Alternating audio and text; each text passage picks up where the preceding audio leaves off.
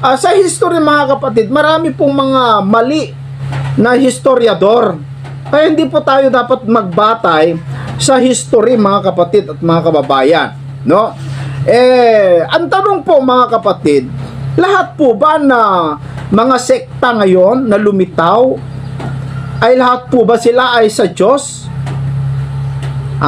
Como yan ba ay iglesia ng Diyos na buhay? Yan ba ay iglesia ng Diyos? Yan ba ay Church of God?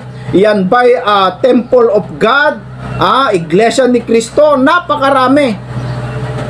So yan po mga kaibigan, yung gusto ko pong balikan po natin na pag-usapan dito po sa ating programang Expose the Truth, yung nakaraan na ating pag-aaral tungkol po sa pag-anib doon sa iglesia ng Diyos na nasa Biblia mga kaibigan. Yung una kong video na pinalabas ko, mapapanood po ninyo sa dulo ng video ito. Ilalagay ko po yung link mga kaibigan.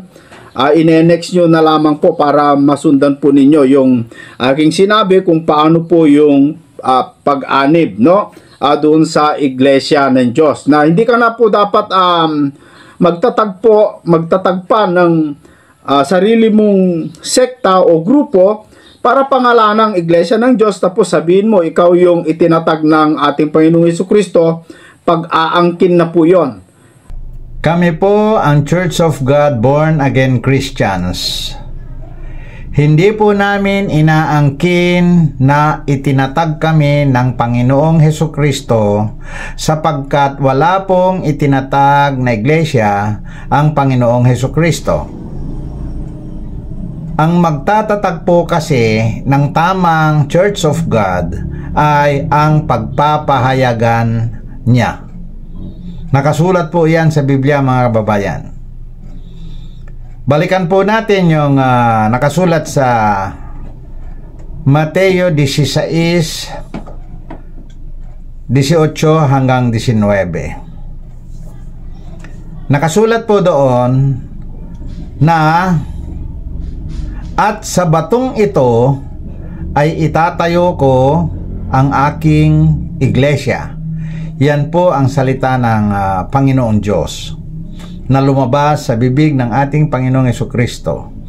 Mapansin po ninyo, kung si Apostol Pedro ay bato, mayroong mas malaking bato at sa ibabaw ng mas malaking bato na iyon, doon pa itatatag ang iglesia ng Diyos. At yung iglesia ng Diyos na iyon, mga kaibigan, ay isa ring bato.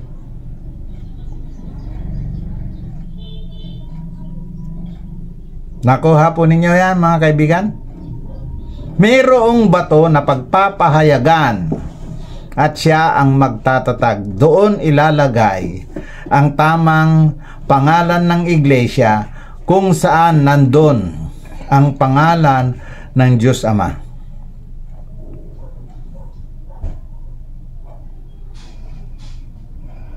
Ang pangalan ng Diyos Ama kasama ang pangalan ng Diyos Anak. Kaya po naging Church of God Born Again Christians.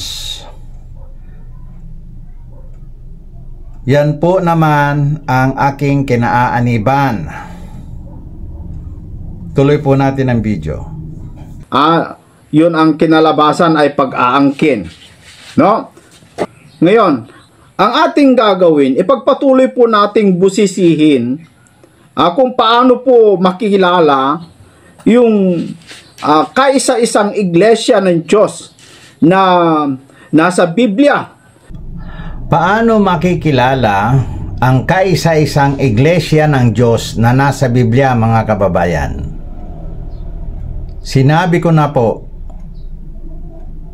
na ang kaisa-isang iglesia ng Diyos na nasa Biblia ay taglay ang tatlong sangkap ng kaligtasan. Una, ang tamang pangalan ng iglesia. Pangalawa, ang tamang pagtatala ng mga pangalan sa aklat ng buhay. At ang pangatlo, ang tamang bautismo. Yan po ang kaisa-isang iglesia ng Diyos na buhay na nakasulat sa Biblia, mga kaibigan. Ang Church of God, Born Again Christians ay hango mula sa unang Timoteo 3:14 hanggang 16. Kaya po, diyan po nahango ang pangalang Iglesia ng Diyos o kaya Church of God. Ang Born Again Christians po ay natagpuan sa mga sulat ni Apostol Pablo. Basahin po natin sa Aklat ng Mga Gawa 11:26. Ganito po ang nakasulat. Nang siya'y kanyang matagpuan, ay kanyang dinala siya sa Antioquia. At nangyari na sa buong 1 taon ay nakasama nila ang iglesia at nagturo sa napakaraming tao. At sa Antioquia, ang mga alagad ay pinasimulang tawaging mga Kristiyano. Yan po, mga kaibigan, ang nagpapatunay na kami na nandito sa Church of God na ito ay mga Kristiyano. Yung born again naman ay mababasa sa Aklat ni Juan Kapitulo 3 Versikulo 3. Ganito po ang mababasa, mga kaibigan. Sumagot sa kanya si Jesus, "Katotohanang sinasabi ko sa iyo, malibang ang isang tao ay ipanganak na muli, ay hindi niya makikita ang kaharian ng Diyos." Yan po ang aming pangalan, mga kababayan. Kaya kami po ay Church of God, Born Again Christians. Kami po ay binabautismuhan ng hindi lubog sa tubig, kundi ibubuhos na tubig sa kamay at sa noo na may kasamang tamang mga salita, mga kaibigan.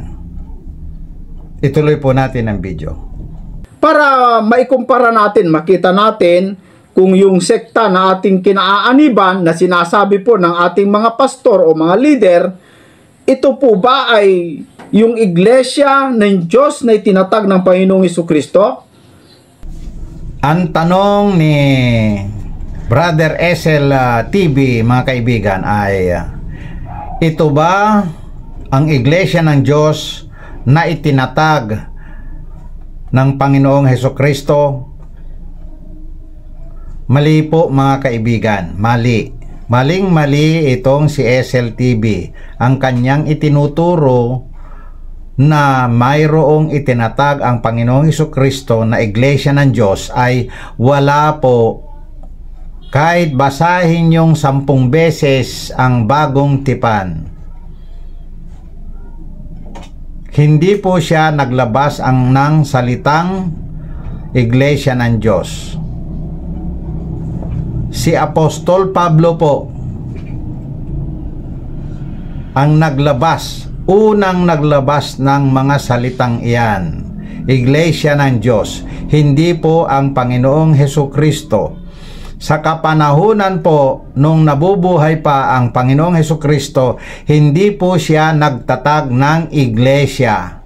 Wala po kayong mababasa sa Biblia na nagtatag ang Panginoong Hesukristo ng iglesia ng Diyos.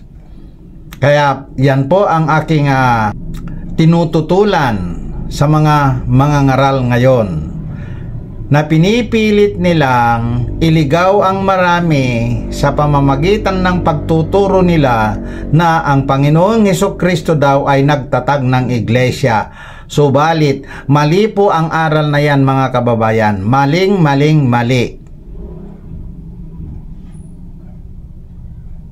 Ang nagpasimula po ng iglesia sa pangalang Iglesia ng Diyos ay si Apostol Pablo.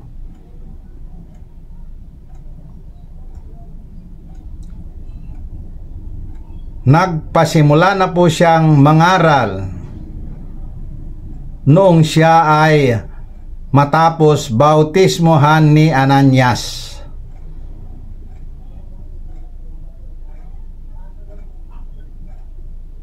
Tandaan po ninyo yan, mga kababayan. Mali po ang esel na yan, mga kaibigan. Mali. Ituloy po natin ang video. Kumo ba pangalan din na Iglesia ng Diyos ang pangalan ay ikaw na yung karugtong, mga kaibigan?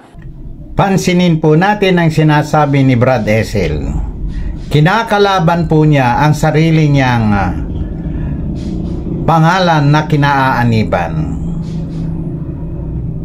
Kaya ito po, kinakalaban po niya mismo ang kanyang pangalan. Porket Iglesia ng Diyos na buhay ay siya na, ay natural po, hindi po siya. Ituloy po natin. Hindi po porket Iglesia ng Diyos ang pangalan o Iglesia ni Kristo o Temple of God, Temple of Jesus Christ, kung ano-anong mga pangalan na inirehistro dyan po sa sect, dapat ang titignan natin hindi po yung pangalan na itinawag, kasi madali lang gumawa ng pangalan, mga kaibigan. Katotohanan na madali lang po gumawa ng pangalan, gawa-gawang pangalan. Katotohanan po yan. Ang mahirap po yung hanapin mo sa Biblia ang tunay na pangalan ng iglesia na itinatag ng Diyos Ama. Maliwanag po, mga kaibigan, hindi po itinatag ni Jesus Christ o hindi po itinatag ng Panginoong Hesukristo. Kaya napakarami pong nailigaw na sa paniniwalang ang Panginoong Hesukristo ay nagtatag ng iglesia. Mga kaibigan, napakahirap pong hanapin ang tunay na pangalan ng tunay na iglesia ng Diyos.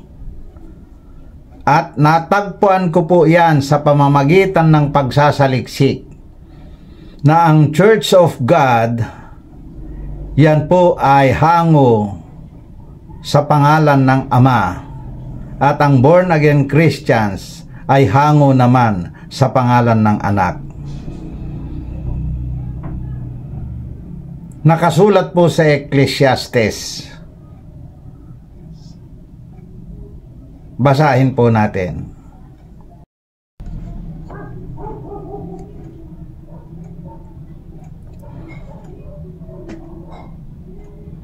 Ito po ay mababasa sa Ecclesiastes 7:27.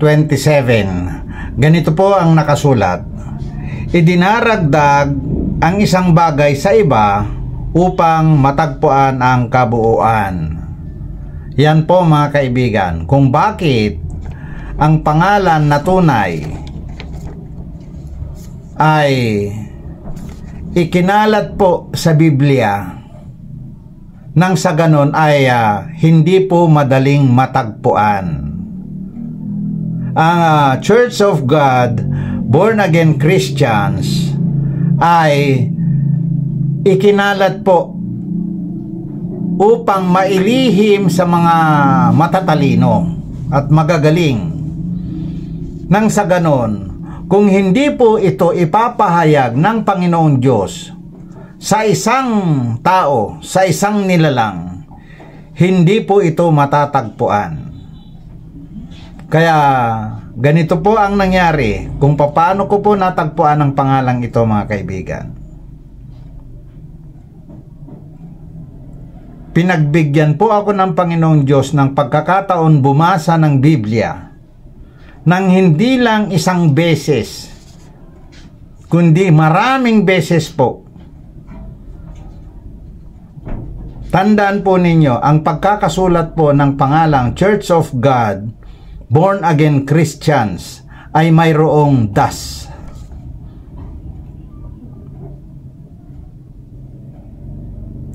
Isa pa po iyan na palatandaan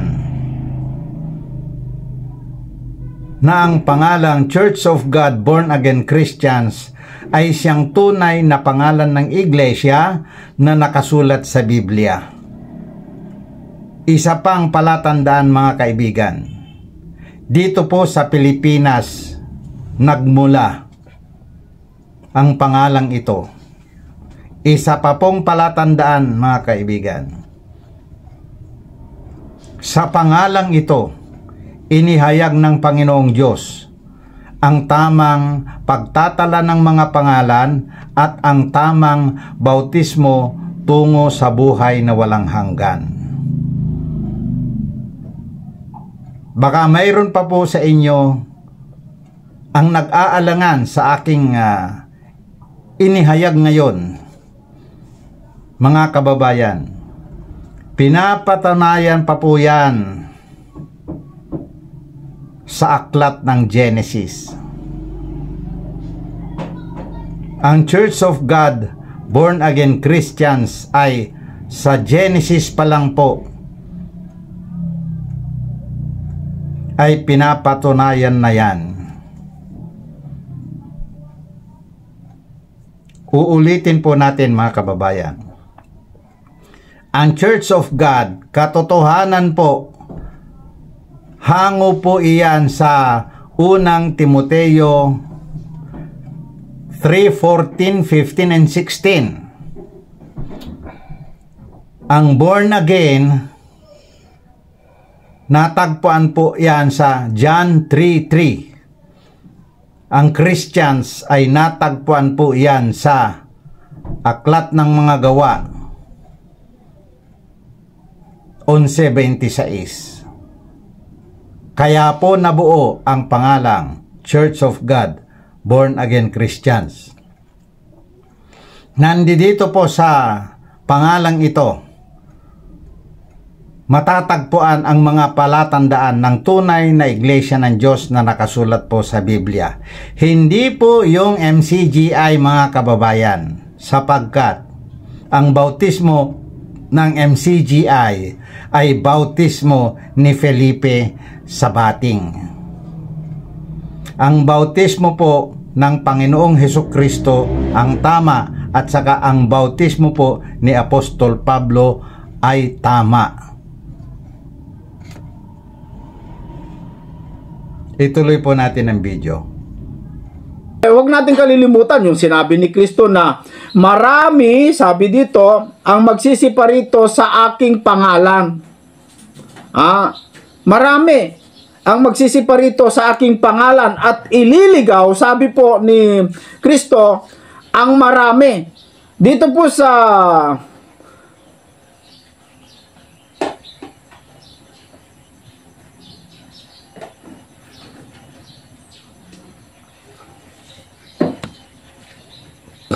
kaya pinag-iingat niya ang iglesia. Dito po sa 11, at magsibangon ang maraming bulang propeta at kanilang ililigaw ang marami. Nakahula na yan no? Mga kaibigan, yan po ang dahilan kung bakit marami pong lumitaw na mga sekta ngayon, no? Dito sa verse 12, sabi dito ay, at dahil sa pagsagana ng katampalasanan, ang pag-ibig ng marami ay lalamig. Diyan na po ma-confuse ang mga tao, alin na ba ang totoo ngayon? Sabi ni Ganire, silang totoo. Sabi ni Ganire, silang totoo. Sabi ni Pulanog, silang totoo. So nalilito na po ang tao na Yun na po ang dahilan ng kanilang pagkadismaya na umanib pa sa iglesia, mga kaibigan. Kasi hindi na nila alam kung asan na po yung totoong iglesia na itinatag ni Kristo. Pero ang nakakalungkot, nalilito na nga sila, ayaw pa nilang magsuri. Andyan naman ang Biblia open naman, nasa internet naman, pwede ka naman mag-aral sa sarili mo kung paano po. Pero ang itinuro po ng ating Panginoong Jesucristo para makilala kung ang isang propeta ay sa Diyos, dito po sa chapter 3 ng Juan, sabi po ni Juan, Juan the Baptist, mga kaibigan, kung paano mo makikilala ang isang sugo ng Diyos o isang mangangaral ng Diyos, sabi niya, sapagkat ang isinugo ng Diyos ay nagsasalita ng mga salita ng Diyos, sapagkat hindi niya ibinibigay ang Espiritu sa pamamagitan ng sukat. Makikilala mo daw yung sugo ng Diyos o yung mangangaral ng Diyos sa pamamagitan ng turo o sa pamamagitan ng kanyang itinuturo, kung ito'y sa Diyos o sa tao. Marami po kasing mga sekta ngayon, mga kaibigan, na ang pangalan nila ay Iglesia ng Diyos, Church of Christ, Temple of God, Temple of Jesus Christ. Puro pangalan ng Diyos. Pero ang kanilang ipinapangaral, yung aral ng kanilang puno, na kung titignan mo, malayo doon sa Biblia. Doon ka na po magtaka, mga kaibigan. Si Kristo po, sabi niya dito sa Kapitulo 7 ng John pa rin, mga kapatid, dito sa verse 17, ganito ang sabi niya, kung ang sino mang tao ay nag-iibig gumawa ng kanyang kalooban, ay makikilala niya ang turo, kung ito'y sa Diyos o kung ako'y nagsasalita na mula sa aking sarili. Makikilala mo daw yung isang mangangaral kung yan ay sa Diyos sa pamamagitan ng turo. So ang gagawin po natin para makilala yung kaisa-isang iglesia na itinatag ng Panginoong Jesucristo, alamin natin kung ano po yung kanyang turo. Tama po, mga kaibigan. Makikilala po sa pamamagitan ng turo. Ito na nga po ang aking sinasabi, mga kaibigan. Makikilala ninyo ang tamang iglesia ng Diyos sa pamamagitan ng turo. Anong turo yon, mga kaibigan? Ang aral at turo tungkol sa tamang bautismo. Kapag yan ay nagbabautismo ng lubog sa tubig, yan ay Antikristo. Isinulat po yan ni Apostol Juan na noong kapanahunan pa lang po nila, mga buhay pa po sila, sinabi na po niya na napakarami ng Antikristo noon, sapagkat si Apostol Felipe na nagbautismo ng bautismong lubog sa tubig, yung bautismo na lubog sa tubig, mga kababayan, ay tinatawag na gawang Antikristo. Kontra Kristo na bautismo iyon. Kaya nga po, mula nung nagbautismo si Apostol Felipe ng bautismong lubog sa tubig, ay nagpasimula na yung bating na lumakad. Nadala-dala na niya ang ibinautismo sa kanya na bautismong lubog sa tubig.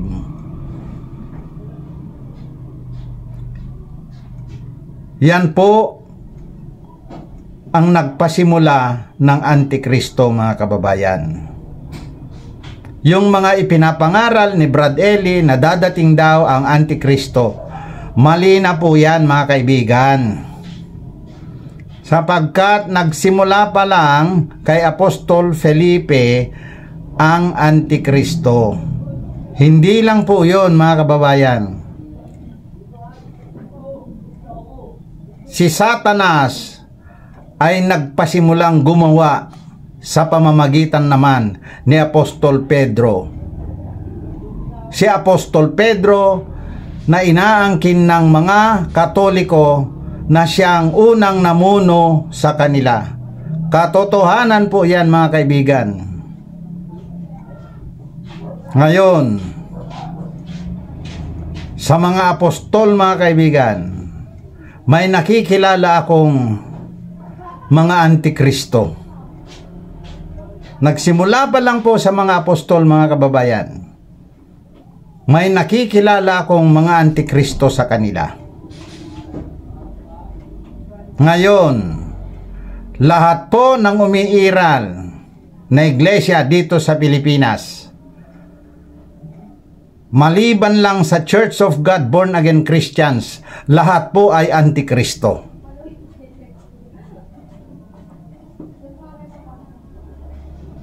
Meron po bang nangangaral sa kanila na hindi ipinapangaral ang pangalan at ang mga turo ng ating Panginoong Hesukristo? Wala po. Lahat po ng religion ngayon dito sa Pilipinas,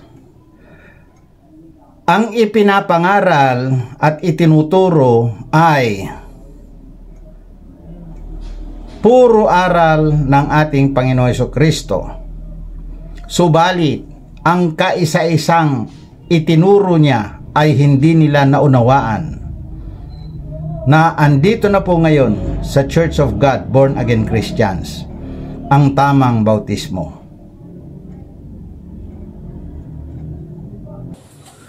Unang-una, mga kaibigan, sa Biblia po, ang ating Apostol Pablo ay sinasabi niya dito po sa unang Korinto, Kapitulo 4, basahin po natin, no? Unang Korinto, Kapitulo 4, sa versikulo 16, ganito ang sabi ni Apostol Pablo, ipinamamanhik ko nga sa inyo na kayo'y maging mga katulad sa akin. Hiling po ni Apostol Pablo na ang mga tao o yung mga Kristiyano o yung mga gustong sumunod sa Diyos ay dapat tumulad sila. Magiging katulad, magiging gaya nila si Apostol Pablo. Bakit po, mga kaibigan? Bakit po, mga kaibigan, na si Apostol Pablo ay gusto niyang ang mga tao ay matulad sa kanya? Ito po ang sagot. Si Apostol Pablo ay nabautismohan ng tubig na ibinubuhos sa kamay at ulo.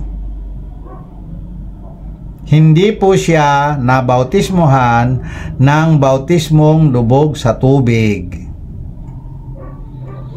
Yan po ang dahilan kung bakit isinulat sa Biblia na gusto ni Apostol Pablo na matulad ang mga tao sa kanya na mabautismohan din ng tamang bautismo. Yun lamang po ang dahilan.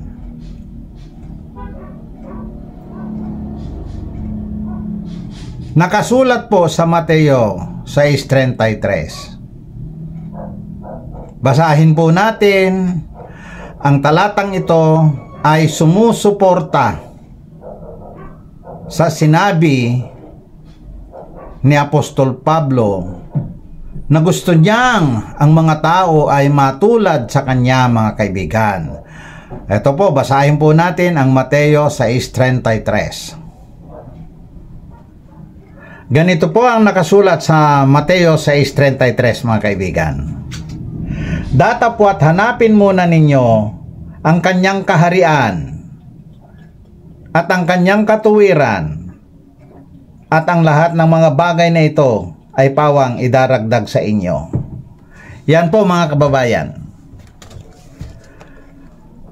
Kapag naghahanap po tayo ng kaharian, dapat alam po natin ang tunay na pangalan ng kaharian. Kapag naghahanap po tayo ng katuwiran, ay yung matuwid na daan ng Panginoon.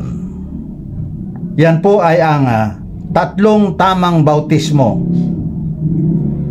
na nagsimula po sa bautismo sa tubig.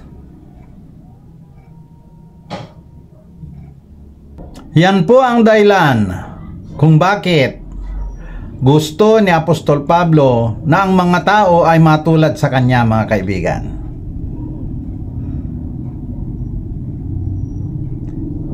Gusto niyang matupad ang ikalawang dakilang utos. Ang ibigin ang kapwa tulad ng kanyang sarili. Ang ibigin ng kapwa tulad ng iyong sarili ay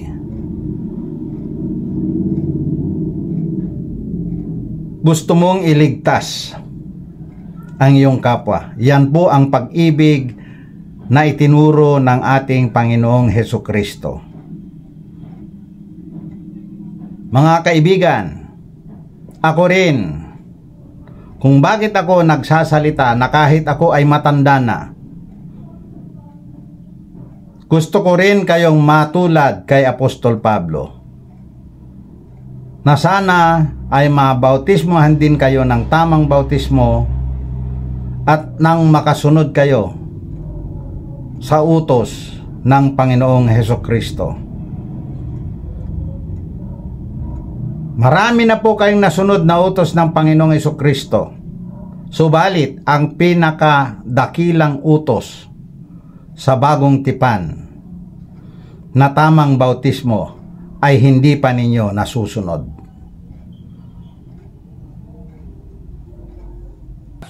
Isa sa nakikita kong bagay o paraan ni Apostol Pablo na pagsunod sa ating Panginoong Hesukristo, si Apostol Pablo po ay sumunod din sa ating Panginoong Hesukristo. At ang isa sa ginawa niya nung sumunod po sa ating Panginoong Hesukristo, ang isa sa kanyang ginawa dito po sa Galacia, basahin ko po, no, mga kaibigan, sa Galacia Kapitulo 1 sa versikulo 13, ganito ang sabi ni Apostol Pablo mismo: sapagkat inyong nabalitaan ang aking pamumuhay ng nakaraan panahon sa relihiyon ng mga Hudyo, kung paanong aking inuusig na malabis at nilipol ang iglesia ng Diyos. So yung relihiyon ng mga Hudyo na tinatawag na Judaismo, iba doon sa itinatag ng ating Panginoong Hesukristo, na ang pangalan yung itinatag ng Panginoong Hesukristo ay Iglesia ng Diyos. Na ang pangalan ng itinatag ng Panginoong Hesukristo ay Iglesia ng Diyos. Mga kababayan, mariing tinututulan ko po ang bagay na yan na sinabi ni Esel. Kasinungalingan po yan, mga kababayan, na kapag yan ay pinaniwalaan ninyo, tiyak na iligaw na po kayo. Si Apostol Pablo, kung saan siya naanib dati, kung saan siya natuto, ay sa relihiyon ng mga Hudyo, na ito nga yung Judaismo. At hindi lamang po siya basta-basta kaanib. Siya po, mga kaibigan, ay isang deboto. Deboto, nangunguna sa relihiyon ng mga Hudyo. Itong si Apostol Pablo. Pero sa relihiyon na kanyang kinagisnan, hindi siya naging mabuti, kundi bagkos, ang ginagawa niya ay nililipol niya yung iglesia ng Diyos na buhay.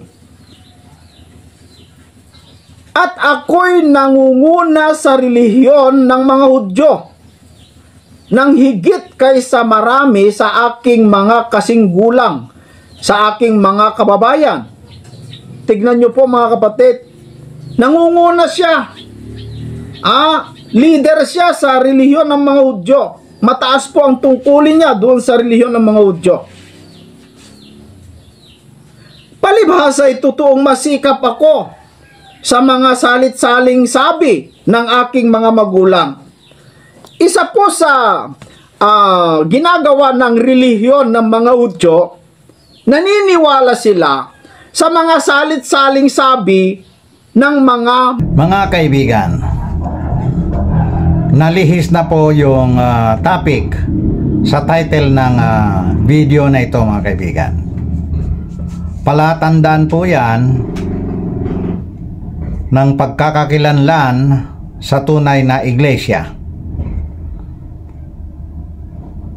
Ganon pa man, ipagpatuloy na lang po natin, sundan na lang po natin ang mga topics na inilalabas ni Brother Esel.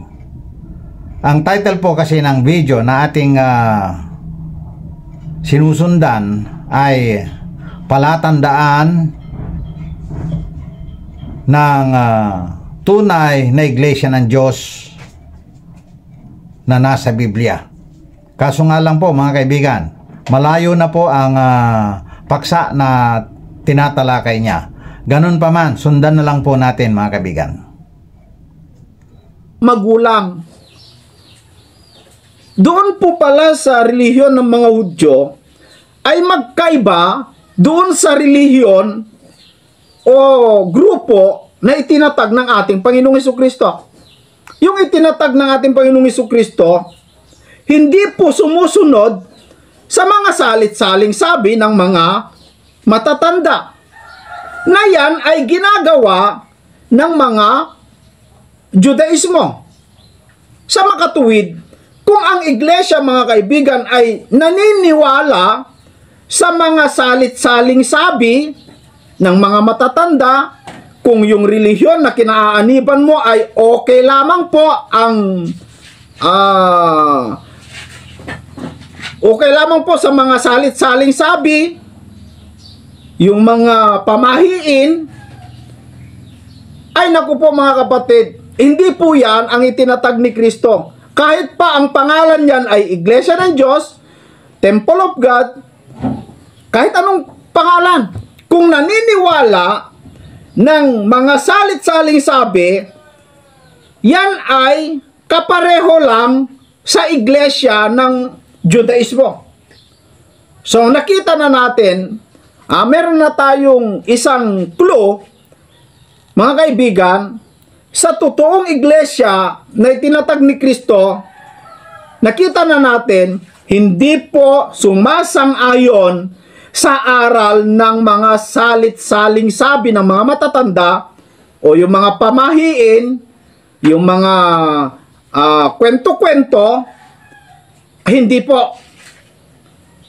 Hindi po. Kasi si Pablo, nangunguna siya sa grupo o sa relihiyon ng mga Hudyo na kung saan, sabi dito, palibhasay, totoong masikap ako sa mga salit-saling sabi ng mga magulang. Pero anong nangyari? Nung nakita ni Pablo, mga kaibigan, na yung kanyang kinagis ng relihiyon, na yung kanyang kinatatayo ang relihiyon, nakita niya ang mali. Nakita niya yung hindi po tama. Si Pablo ba ay sinabi niya, gaya ng sinasabi ng karamihan na aking napapakinggan, na ay dito na kami naipanganak sa relihiyon na ito, dito na kami lumaki. Ito yung nakagisnan naming relihiyon at nangunguna ito. Kaya dito na kami mamamatay. Ganun din ba ang prinsipyo ni Pablo? Kasi maraming mga ganung klaseng prinsipyo na sinasabi nila, hindi na kami aalis dito sa aming relihiyong Katoliko kasi dito na kami naipanganak. Prinsipyo yon ng walang kaalam-alam sa Biblia at hindi nakakaunawa. Pero si Pablo, como siya'y matalino at talagang handa siyang sumunod sa Diyos, alam niyo po ang ginawa niya? Hindi niya sinabi, dito na ako mamamatay kasi ito yung kinagisnan ko. Hindi po. Ano ginawa ni Pablo? 15. Ngunit nang magalingin ng Diyos na siyang sa akin ay nagbukod, buhat pa sa tiyan ng aking ina, at ako'y tawagin sa pamamagitan ng kanyang biyaya. Si Pablo po pala, noong tinawag ng Diyos, nangusap ang Diyos sa kanya, ay hindi niya pinatigas ang kanyang puso, kundi kahit pa nakagisnan niya yung relihiyon ng mga Hudyo, na naniniwala sa mga pamahiin, sa mga kwento-kwento, sa mga salit-saling sabi ng mga magulang, mga matatanda, iniwan niya yon. Kasi nakita niya na mali, iniwan niya yon.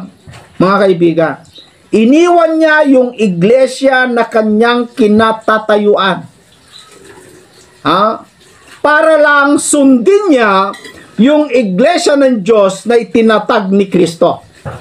Mga kapatid, doon po sa libro ng unang Timoteo, ganito pa ang sinabi ni Apostol Pablo sa Kapitulo 1 sa versikulo 12. Sabi niya, nagpapasalamat ako sa Kanya. O, tignan mo mga kaibigan, laking pasasalamat ni Apostol Pablo sa ating Panginoong Jesucristo. Bakit? Nagpapasalamat ako sa Kanya na nagpapalakas sa akin kay Kristo Jesus na Panginoon natin. Bakit? Sapagkat, sabi dito, ako'y inari niyang tapat, na ako'y inilagay sa paglilingkod sa Kanya. Nung nangusap po ang Panginoong Jesucristo, pinakita niya na mali yung sekta na kanyang inaaniban, si Apostol Pablo ay sumunod sa ating Panginoong Jesucristo. Inari ng Panginoong Jesucristo si Apostol Pablo na pwede ka ring ariin kahit anong sekta kung saan ka. Pag tinawag ka ng Diyos at dalhin ka doon sa kanyang iglesia, marapat lang na gayain mo si Pablo, sumunod ka maglingkod sa ating Panginoong Jesucristo, gaya ng ginawa ni Apostol Pablo. Kasi sabi ni Apostol Pablo, gayain ninyo ako, gaya ng pagsunod ko sa ating Panginoong Jesucristo. So sumunod siya sa 13. Bagaman nang una, sabi niya, ako'y naging mamumusong, makasalanang tao. Gayon may kinahabagan ako sapagkat iyaoy ginawa ko sa di pagkaalam sa kawalan ng pananampalataya. At totoong sumagana ang biyaya ng ating Panginoon na nasa pananampalataya at pag-ibig nawang pawang kay Kristo Jesus. Tapat ang pasabi at nararapat tanggapin ng lahat na si Kristo Jesus ay naparito sa sanglibutan upang iligtas ang mga makasalanan, na ako ang pangulo sa mga ito. Abay, yung relihiyon ng mga Hudyo, sinasabi ni Pablo na makasalanan kasi siya ang namumuno, naging leader nung hindi pa siya apostol doon sa makasalanang relihiyon. Maraming nagsasabi dyan sa Israel daw ay banal na tao daw yung mga nandyan, yung relihiyon na Judaismo. Pero si Pablo na po ang nagpapatotoo na hindi po sila banal. Kaya yung sinabi ni Pastor Edwin na nalulungkot, ano yung sinabi niya, i-play nga natin. Na palaging sinasabi na magra-rapture na raw ngayong September 2025. Kung ako naman po tatanungin ninyo, alam nyo naman na iisa lang ang sagot ko diyan. walang nakakaalam ng oras kung kailan darating ang ating Panginoong Hesus. Ngunit magugulat ka, kaibigan, na sumasang-ayon ako sa theory ng ibang nagtuturo ng Bible na posibleng September 2025 ay pwedeng mag-rapture. Ngunit magugulat ka, kaibigan, na sumasang-ayon ako sa theory ng ibang nagtuturo ng Bible na posibleng September 2025 ay pwedeng mag-rapture. At kaya't ang alam natin ay tiyak na mayroong koneksyon sa pagitan ng tunog ng trompeta at pagtitipon ng mga banal na tao ng Diyos. Pangyayari tuwing Feast of the Trumpets at sa araw ng rapture. Ito ba ay coincidence lamang? Kaya yan ang dahilan kung bakit marami mga Bible scholars ngayon, at kasama na din ako na naniniwala na sa tuwing Feast of the Trumpets sa Israel, doon ako kinakabahan na baka mag-rapture na sa petsa na yon. At kasama na din ako na naniniwala na sa tuwing Feast of the Trumpets sa Israel, doon ako kinakabahan na baka mag-rapture na sa petsa na yon. Yan ang sabi ni Pastor Edwin, na naniniwala siya na tuwing gaganapin daw yung Feast of the Trumpet, naniniwala siya na posibleng babalik ng Panginoong Hesukristo, kasi naniniwala ko, sabi niya, na tuwing magaganap ang Feast of the Trumpet, may mangyayari, at dyan ako kinakabahan, sabi niya, na baka babalik na nga ang Panginoong Hesukristo. So itong pastor na ito naniniwala na yung mga tao, yung mga Hudyo, yung mga Judaismo dyan sa Israel, banal. Si Pablo po ang nagsasabi, mga kaibigan, na yung mga Judaismo, nangunguna si Apostol Pablo, pero nung siya'y tinawag ng Panginoong Hesukristo, kinahabagan ako, sabi ni Pablo, sapagkat ginagawa ko yon sa kawalan ng pananampalataya. So yung grupo o relihiyon ng mga Hudyo, wala po palang pananampalataya ron. Hindi ako nagsabi doon, mga kaibigan. Si Apostol Pablo, binabasa ko lang. Kaya sabi niya, tapat ang pasabi at nararapat tanggapin ng lahat. Dapat tanggapin ng lahat. Ano yon? Na si Kristo Jesus ay naparito sa sanglibutan upang iligtas ang mga makasalanan. Sino yung mga makasalanan na yon? Na ako ang pangulo sa mga ito. O kita mo, nung nasa relihiyon ng mga Hudyo, siya yung namumuno. Kasi po, mga kapatid, si Apostol Pablo din ang nagsabi na yung Israel ngayon alipin na ng ng kasalanan. Kung papaniniwalaan mo pa na yung Israel ay banal, huli ka na sa balita ng Biblia, mga kaibigan. Kasi po, huwag kang magbase sa pagbabalik ng Panginoong Hesukristo doon sa sinasabi ng mga Hudyo. Kaya nga nagkamali sila. Kaya pati rin itong paniniwala ni Pastor Edwin na maaaring babalik po ang Panginoong Hesukristo, hinihilot na lang, mga kaibigan, yung kanyang pagkakamali. No?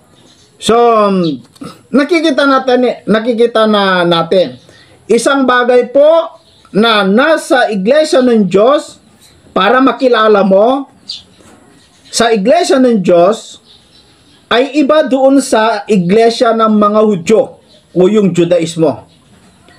Ang iglesia ng Diyos hindi po sumasang-ayon sa mga salit-saling sabi. Kinontra po niya yon. Bagay na kinaiinisan dahilan kung bakit siya ipinako sa krus. Ang patunay na talagang hindi siya naniniwala sa mga ganung bagay, dito po sa Marcos 7:5. Maliwanag po. Isa sa mga salit-saling sabi ng mga matatanda ay yung paghuhugas ng kamay bago kumain. Kung titignan mo, maganda naman, wala namang problema doon. Pero ginagawa nilang salit-saling sabi o belief. Ang issue doon, dahil ginagawa nilang belief. Masama po yun, mga kapatid. Bagkus hindi masama na maghugas ka ng kamay bago ka kumain, pero hindi yun ang issue, kundi yung belief nila na salit-saling sabi, ginawa nilang salit-saling sabi. So ang ipinagbabawal po dito ni Kristo, yung salit-saling sabi. No? At siya'y tinanong ng mga Fariseo. Sino ang tinanong nila? Si Kristo. At ang mga eskriba. Ito ang tanong nila. Bakit ang iyong mga alagad ay hindi nagsisilakad ng ayon sa salit-saling sabi ng mga matatanda, kundi nagsisikain sila ng kanilang tinapay ng mga kamay na karumal-dumal? Para sa mga Hudyo, karumal-dumal yung kumain ka na hindi maghugas ng kamay. Pero alam naman po natin na hindi po. Anong masama kung hindi ka maghugas ng kamay? Ikaw naman ang bahala dyan. Pero ginawa nilang karumal-dumal. Bagay na hindi po tama yon, mga kaibigan. Kaya yung ginawa nilang pamahiin o salit-saling sabi, yung ganung aspeto, wala naman problema kung maghugas ka ng kamay, maganda ngayon. Ang ipinupunto rito ay yung ginawang belief, ginawang salit-saling sabi, yung paghuhugas ng kamay. Yun ang pinupunto ni Kristo. Kaya sabi ni Kristo sa 6, at sinabi niya sa kanila, mabuti ang pagkahula ni Isaias tungkol sa inyong mga mapagpaimbabaw. Ayon sa nasusulat, ang bayang ito, yung Israel, iginagalang ako ng kanyang mga labi, datapwat ang kanilang puso ay malayo sa akin. Panahon pa ni Kristo, hindi na naging matuwid ang Israel. Makasalanan na po. Lubog na sila, lulong na sila sa pamahiin na salit-saling sabi. Na yan po yung kinontra ni Kristo. Na kung ang isang iglesia o yung relihiyon na kinaaniban mo ay maniniwala sa mga ganyan, lumayas ka dyan kasi, mga kapatid at mga kababayan, may darating na sumpa dyan. Kaya ka pinapalabas ng ating Panginoong Jesucristo. At hindi pa naging kalugod-lugod yung pagsamba mo sa Diyos kapag yan ang ginagawa mo. Datapwat walang kabuluhan ang pagsamba nila sa akin. Ang alam nila, sinasamba nila ang Diyos, sinasamba nila si Kristo, pero hindi nakakalugod kasi naniniwala sila sa mga pamahiin. No? Wala daw kabuluhan yung pagsamba nila kay Kristo na nagtuturo ng kanilang pinakaaral ng mga utos ng mga tao. Kapag utos po pala ng taong sinusunod mo, utos ng relihiyon mo, utos ng leader mo, na wala naman sa Biblia, sabihin mo ikaw yung si ganito ang nalagay sa propesiya, siya yung nagtatag, siya yung anghel sa sikatan ng araw. Naku po, mga kapatid, wala sa Biblia yon. Huwag mo nang paniwalaan yan. Sabi dito sa 8, nilisan ninyo ang utos ng Diyos at inyong pinanghahawakan ang salit-saling sabi ng mga tao. Masama po yon, mga kapatid at mga kababayan. Kaya dito nakita natin kung ano po yung dapat na ating aniban. Isa pa lang ito, mga kapatid. At gusto kong ituloy-tuloy ito sa mga susunod pang mga video. Kung ano pa po yung mga pagkakakilanlan sa tunay na iglesia na itinatag ng ating Panginoong Jesucristo. Na noong nalaman ni Pablo, lumayas.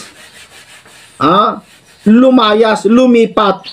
Hindi niya sinabi na, ay dito ako nagising, dito ako naipanganak. Hindi ko iiwan ang relihiyon ko.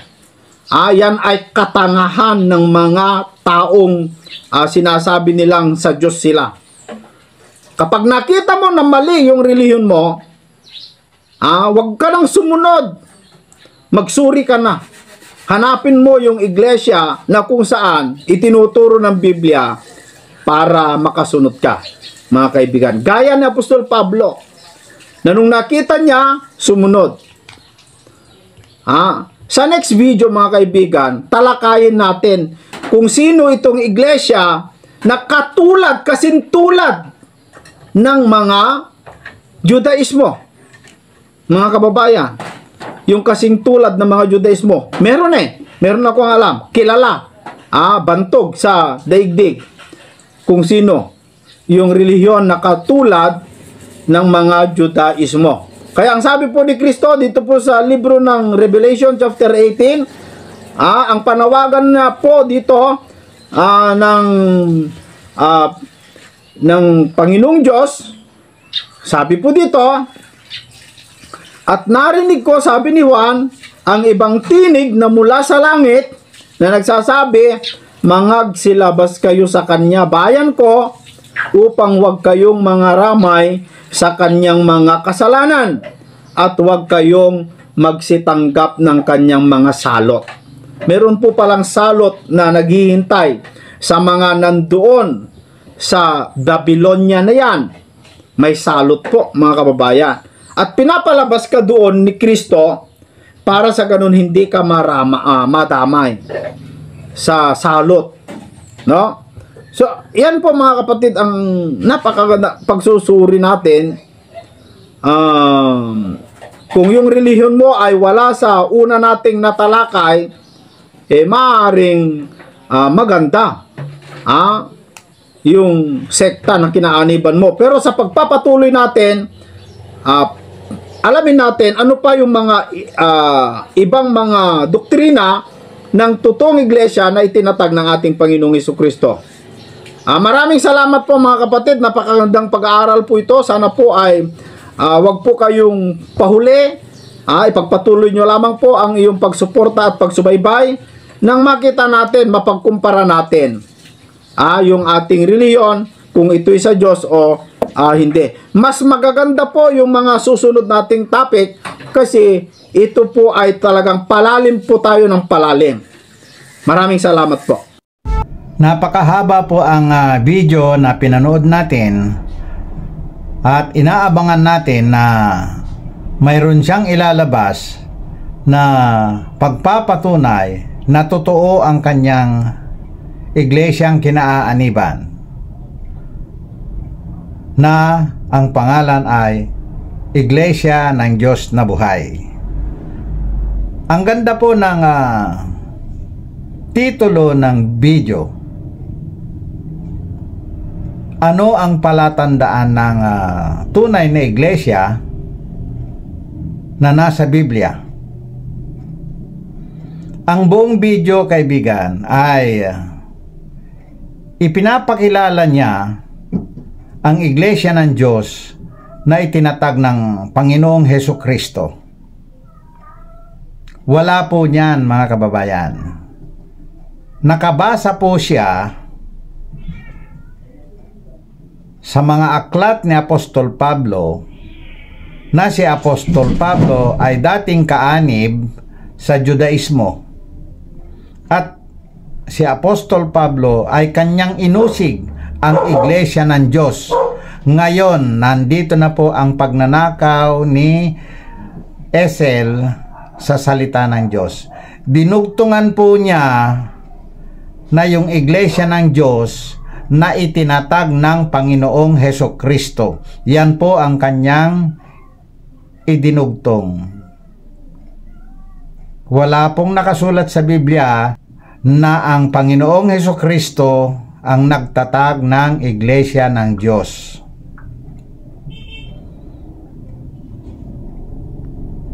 Wala pong binanggit ang Panginoong Hesukristo sa buong panahon niya na nagtuturo, nangangaral na mga katagang iglesia ng Diyos. Wala po.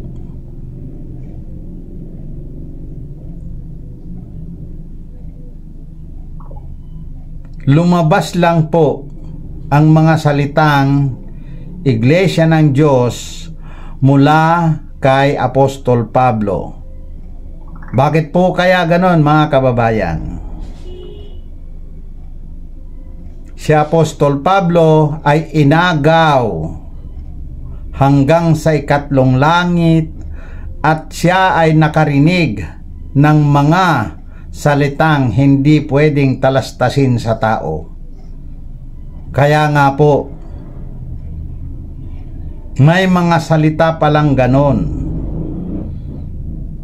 na iniingatan ng ating Panginoong Hesukristo, kaya ipinasa po kay Apostol Pablo. Upang maunawan natin ngayon, mga kababayan, ng Iglesia ng Diyos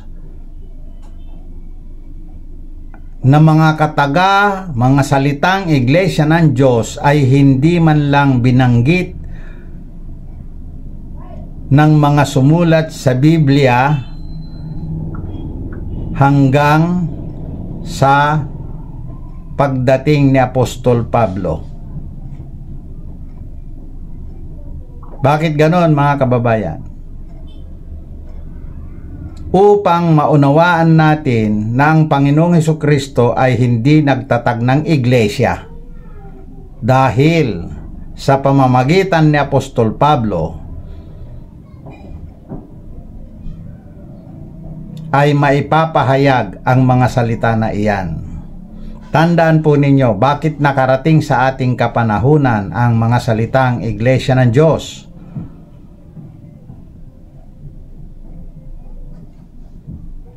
Ang kapanahunan po ng Apostol Pablo hanggang kay Panginoong Hesukristo ay isang kapanahunan po yan.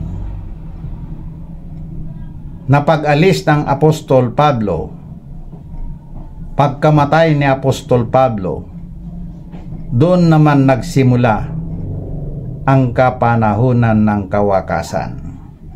Yan na po yung ating kapanahunan. Iba po yung kapanahunan ng mga apostol. Sila po yung mga hinugasan ng mga paa. Si Apostol Judas ay hindi nalinis. Si Apostol Pablo, na bautismohan na siya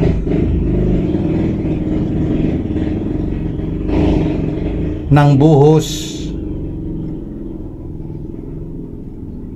na tubig sa kamay at sa ulo. Siya po ang unang binautismohan ng buhos na tubig.